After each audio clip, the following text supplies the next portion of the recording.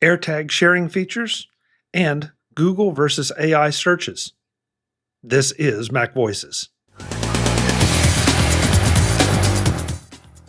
This edition of MacVoices is supported by Insta360 and their new Insta360 X5 flagship camera. Visit store.insta360.com and use the promo code MacVoices to get a free invisible 114cm selfie stick worth $24.99 with a standard package purchase. Limit first 30 standard package purchases only. This is not a new story, but I thought this was really interesting because either I haven't read the updates, read the other stories, or didn't fully appreciate the fact that the AirTag sharing, if you do it with the airlines, that once the bag is back in your possession, I guess you take the act of sharing the AirTag information with the airlines, and then once you get it back, it automatically unshares. And I don't think I realized that before. I missed that before. So I thought this was great. I don't know how you all feel, but because I wasn't really anxious to let the airlines see all my, where I was taking my luggage after I got it back. Yeah, oh, go ahead, Eric. I'll stop talking. No, I talk too much. I was just agreeing. And I hadn't actually thought about that part of it, I guess. So, when Apple announced this, part of what they announced was, and the airline doesn't have access to all of your information, nor do they get to keep tracking after you have turned this back off or you've got your bag back. So I think this is a cool feature.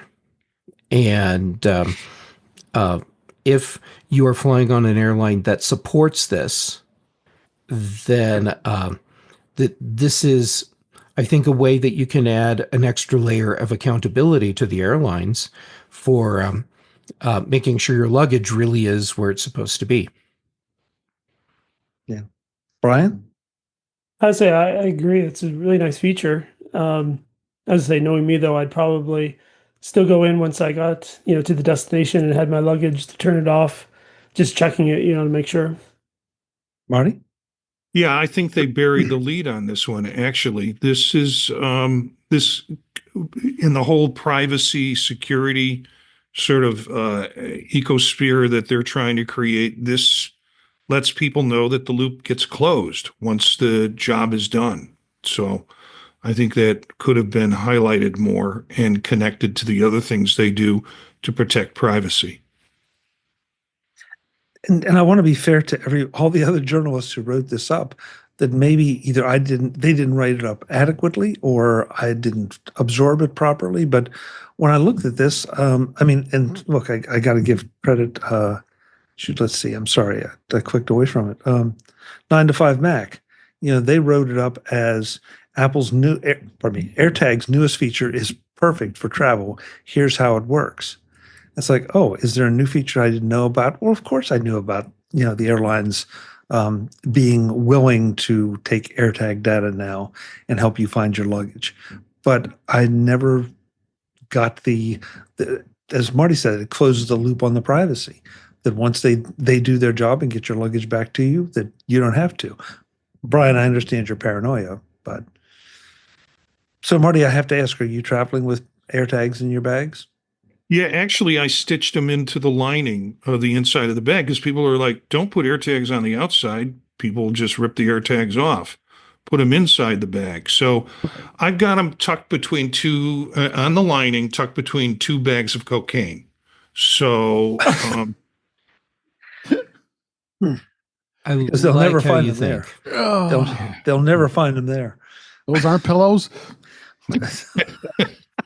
White fluffy Dave, they pillows. actually are. They are pillows, just very, very expensive pillows. Yeah.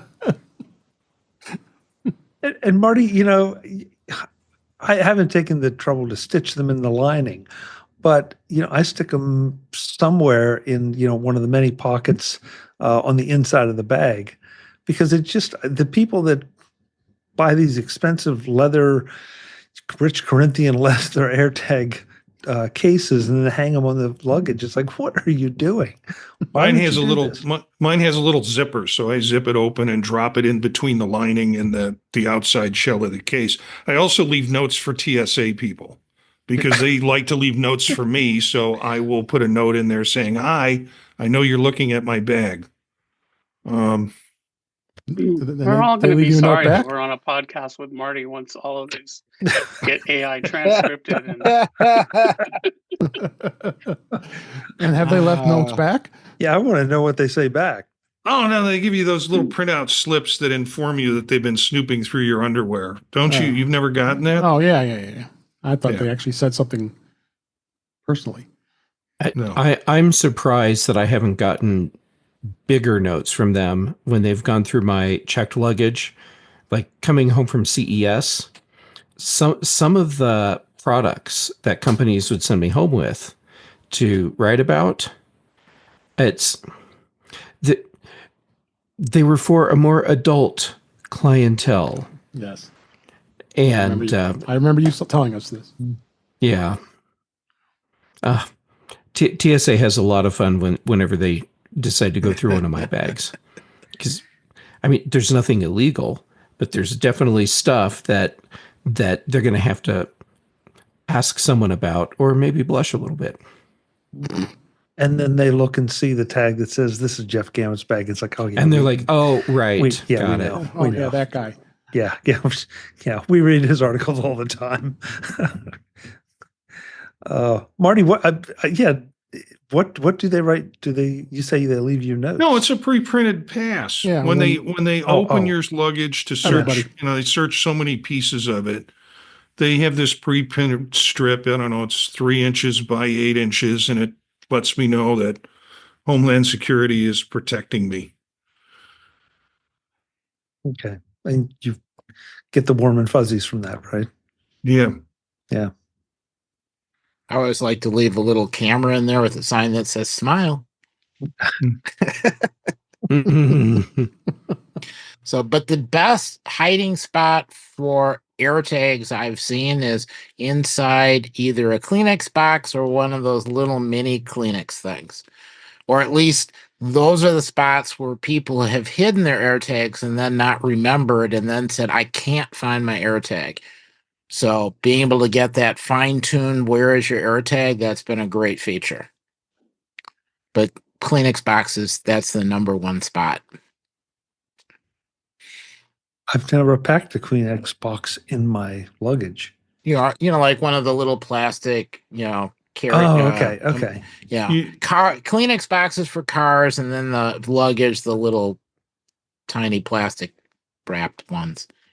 There was a device that I think, talked about on this show or other shows that was basically batteries that you can put in a little black box and put your AirTag in it, and the AirTag then runs for 10 years because that's how long battery.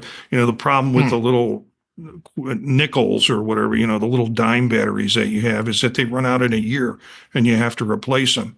And this device doesn't look anything like an AirTag because it's just an enclosure with the batteries in it. And so you can throw those in your suitcase and it becomes kind of indiscernible to most folks. Last week, as part of, I guess, the testimony with the Apple and Epic trial, Apple had testified. Oh Lord, I just lost his name. Eddie Q testified that Apple is looking or may be looking to AI-oriented search because Google's search queries have gone down. And the article I just threw in says, no. Google disputes that there is no Safari search traffic decline.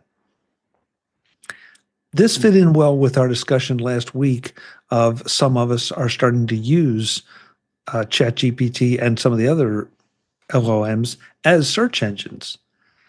And this also came back to me very strongly this week because I went looking for a particular piece of information, and what Google gave me was just flat out annoying.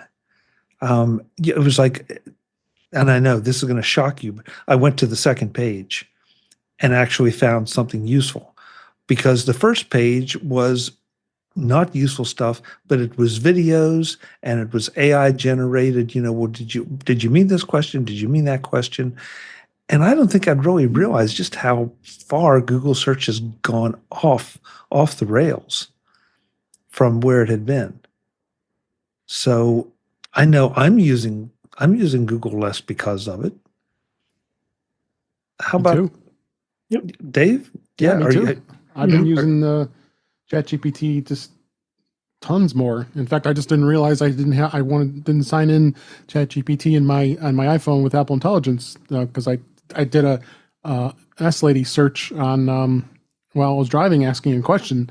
And did you want to check ChatGPT? And I think, oh yeah, I forgot that I might better put my account in because it's going to get more advanced searching. But no, I've been using it quite a bit. With that, I'm not as much with using Google these days. Even work too. I mean, with Copilot, I've been using that a lot too. Today's MacVoices is supported by Insta360 and their new Insta360 X5 flagship camera. Visit store.insta360.com and use the promo code MacVoices to get a free invisible 114 centimeter selfie stick worth $24.99 with a standard package purchase. Limit first 30 standard package purchases only. Summer's here, and whether you're hiking, biking, hitting the beach, or just spending more time outside, you want to capture every moment. That's where the new Insta360 X5 comes in. This camera is made for summer adventures. It shoots in stunning 8K 360-degree video, so you don't have to worry about framing the shot. Just press record, enjoy the moment, and pick your perfect angle later with the help of Insta360's smart AI editing tools. Want jaw-dropping third-person views? The invisible selfie stick vanishes from your footage, giving you drone-like shots without the drone. It's perfect for capturing action, family time, or solo travel, all in one take, all in one camera. The X5 is built for tough real-life uses. User-replaceable lenses, IP68 waterproofing up to 49 feet, and a massive 185-minute battery mean you can film sunrise to sunset without missing a beat. And here's your summer bonus. Get a free 114 centimeter selfie stick worth $24.99 when you buy the Insta360 X5 standard package. Go to store.insta360.com and use the promo code MacVoices. But hurry, it's only available to the first 30 buyers. Thanks to Insta360 for supporting MacVoices. Jim, I know you're not using any of the LLMs. Eric, how about you? I use DuckDuckGo because there's not as many pages of irrelevant stuff. Not as many? Not as many? That's an interesting statement. But is DuckDuckGo AI? No, but it also doesn't return 50 pages of ads. I might get one or two things where it's not what I want, but I usually get a good hit on the first page. Counterpoint, and I'm not sure why, but I've been using Google a lot recently, especially because I'm working on a new app. So I have a lot of in a new environment that I don't know. And so I've been doing a ton of Google searches, and they've been working really well for me. Good. I mean, that's great to hear. Yeah. I mean, I don't know. This is a tough question for, I'm sorry. Go ahead. No, go ahead, Marty. No, go ahead, Marty. Yeah, this is a tough question for me to answer because I've incorporated ChatGPT into a lot of my complicated requests where before that, I might have used Google for doing that. And so it's not that my requests in total have gone down with Google, but proportionately with ChatGPT, they've gone up. And there, I also use the Google Lab. I don't know, it's a kind of a built-in add-on that is essentially AI.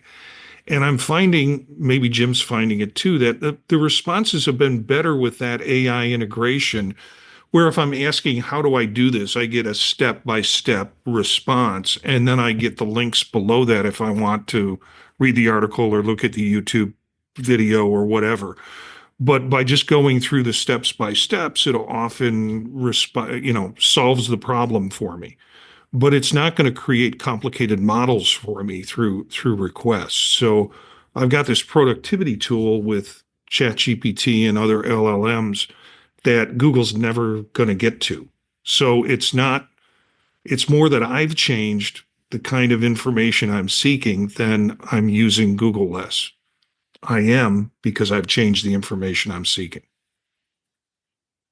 Brian, I think you were going to say something and then we sidetracked. I too, I like, when I do a traditional search, I like using DuckDuckGo as well. Just less ads and what I can find. But no, I too am using some of the ChatGPT web search options. It just seems to be getting, better results for what I'm looking for. Jeff? I've become very frustrated with Google's search over time because Jim, you should teach me how you do your search queries, because maybe I'm just doing them wrong. But I can get search results from Google now that are completely irrelevant. Like the entire first page is irrelevant. And that AI responses that it puts at the top, occasionally it'll even tell me that it doesn't know what I'm talking about. And it's not like I'm doing a search on something that's weird. I'm researching technology and security related things, and it's frustrating because Google should be able to give us the results at once. I'm assuming that that the data that Google has versus the data that Apple has, it's just not matching up between the two, and they're probably using different metrics to count usage. So I'm betting that Eddie Q is telling the truth from Apple's perspective, and whoever from Google is saying, no, that's wrong. They're telling the truth from their perspective. And at the same time, I'm betting there are more people that are relying on tools like ChatGPT as a primary search engine than there used to be. And I expect that number to continue to grow. So Google needs to change their intentional strategy of make it frustrating to find what you want at first, so that you have to keep doing more searches to find exactly what you want, refining your searches, so that you have more ad injections in your search process. Fix that, and then the funny part is, I've been using Google for over 20 years, probably 25 years. And, I must have done 100,000 Google searches over that period of time. And I'll bet I've clicked on like a single digit number of ads in that time. Mm-hmm. Who clicks on ads? It's like, oh, yeah. Sponsored post, ignore that. Right. So, it's kind of fruitless for them to show me more ads. They're just wasting their electrons. Marty? Yeah, I was thinking about this as folks were talking, and because I've been practicing strategies for asking LLMs good prompts, prompt engineering, different types of models that I use to get what I want, I think my asks of Google have gotten better. And in turn, I think I've gotten better responses when I go to Google. So I know how to ask what I need better of whether it's a search engine or an LLM. So Marty, that is really interesting because I'm learning to craft my queries to ChatGPT. With Google, I seldom think about crafting my query. I type in what I think are some of the major keywords to the thing that I'm looking for and going about it that way. Do you think that there's a benefit to crafting your query? Is that what you're saying here with Google? It's hard to say that I consciously craft it. I just do the kind of core dump into Google when I'm asking it of something, the same kind of core dump I'll do with ChatGPT. It's everything I think that it could use for information to get me what I want, I throw in. So it's not like find me this. It's also parameters around it. What do I want? And I'm getting better on target responses. Okay. I'd be curious to see chat room for everyone that's in there. If you have any thoughts on what you've been doing and how you're using it and whether you would agree that you're using an LLM more and Google less. Because Jim, I don't think I click sponsored links and I certainly don't click ads. But so I'm wondering if the way you're querying Google is teaching it to give you better results, like Marty was saying, than maybe my sloppy way of using Google. So maybe it's me. Does Google have a memory of? I don't think Google. I don't know. I'd be amazed if it was modifying, based on past behavior. I guess there is some of that. But I mean, the sponsored links are certainly there, but I just ignore them, and like it's almost, they're pretty, it's not like banner ads or flashing, that are annoying. It's just like, zip, yeah, I,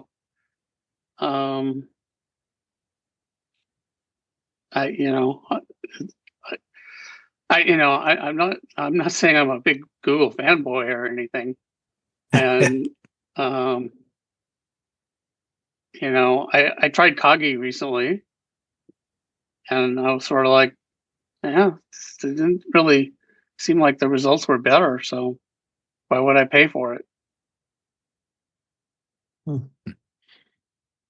mean, to some extent, it depends on what you're searching for too. So, Sure. so for instance, if I'm trying to look at an area, I'll look it up for a satellite view in Bing and in Google, because one or the other one generally has a winter picture and I can see what everything looks like without the leaves on the trees. But I have to hit them both because I don't know which one happened to grab the winter image versus the summer image. Well, are you talking about a Google search though? For an address and a location. So, but I would go to Maps for that rather than a straight Google. So, I do a lot of searches that aren't, like I do a lot of map searches. And I do searches in YouTube. All of those are Google properties, but I think you get different results. So like, now if I wanted to search, find a hotel, I'm going on a trip, I'll go to Maps. So, I guess I'm getting sponsored stuff there, but that's kind of what I want. It's like, it's like I used to, go to the Yellow Pages. Well, now basically Google Maps is the Yellow Pages, only way better than the Yellow Pages ever were. And I do think, search feng shui, it is a thing. Just like people say, talk about, learning how to do LLM prompts. I think, knowing how to get things out of search engines that's a big skill. It's a very important skill for, well, at least for like developers and probably a lot of other things too. And there's been so much talk about prompt engineering being a profession, and I wonder how long it will be a profession as the LLMs and AIs get better. And right now, yeah, it almost feels like I'm having to learn their language, but when they learn my language, I may not have to be quite so precise. So, does that put us in a transition period? I don't know about it being a profession. I mean, there used to be, such a thing as a professional librarian. And even like, my dad worked for an oil company, and they had their own library, and they had librarians working for them. And, they could go there and help them research. Obviously their library was topic specific and, had a lot of material that was, it wasn't a general library, but, I think the ability to find information, whether it used to be you'd go to the library and needed to know how to use the card catalog and whatnot, and other things like that. That's all. And also just having a sense of, where, not, I don't mean where in a geographical sense, but, how to phrase things, to get into the, area. That's always going to be a skill. I don't think it's a job in itself, but, I don't think that's ever going to change ever. 100 years from now, people will still be needing to find information, and some people will be better at it than other people. Brian? Yeah, when Jim was mentioning that, it made me kind of think about too, as far as the way we interact based on technology. We don't necessarily ask the search engines, or at least I don't, the same questions I asked, 10 years ago, 15 years ago. Sometimes the things that are available, right on with our smart assistants are things that I might ask that I previously would have searched, on the web. If you're just wondering, curiosity of what's the weather like, or what time is it somewhere, or, things of that nature too, just something quick. You might have a widget that you're seeing on your screen that already has that information, or you may just ask a smart assistant. I'm going to catch up with the chat room just a little bit. Barry said he has not used LLMs or AI for web search. He hasn't used Google search for years. He recently, though, added Bing and Copilot on his phone so he could rack up entries in Microsoft sweepstakes. Okay. So he doesn't need information? I don't know. I mean, he already knows everything he needs to know. Yeah, how could you not use... I don't understand that. And, possibly the biggest change in my lifetime is that we've gone from information scarcity to, super abundance of information. And now the problem is, how to filter through it and find it. But, when I was, a young person, there were so many questions that was just like, well, it's just too hard to find the answer. We give up, and, now almost anything, you can almost instantly find almost anything. If you know how to look for it. And that, that's a huge, civilization change, I think. Oh, absolutely. Cletus says, I pay for ChatGPT, but normally I will go to Google. Okay. But Barry, Jim, to your point, Barry said that I was in Apple Maps most of the day yesterday planning a future road trip. I did a lot of business lookups like Jim was describing. Didn't occur to me, but yes, it's better than using the yellow pages. I didn't even know the yellow pages were still a thing. I thought they were gone. I think he means better than using the yellow pages was 40 years ago. They are still a thing, though. I actually got one a few months ago. Somebody threw one, and it was only this thick, where it used to be like 2 books. And I just pretty much immediately threw it away. But Oh, okay. And Barry has clarified. He did not use Google. He used DuckDuckGo. So there you go. So sorry, Barry, you didn't know everything. We weren't sure. Visit MacVoices.com for show notes and to connect with Chuck on social media.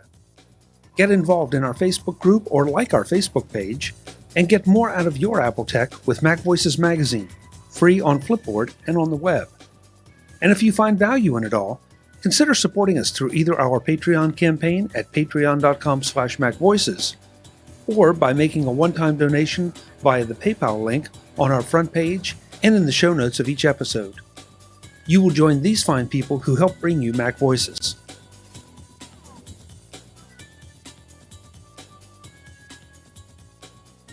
Advertising handled by Backbeat Media at backbeatmedia.com. Bandwidth provided by CacheFly at cachefly.com.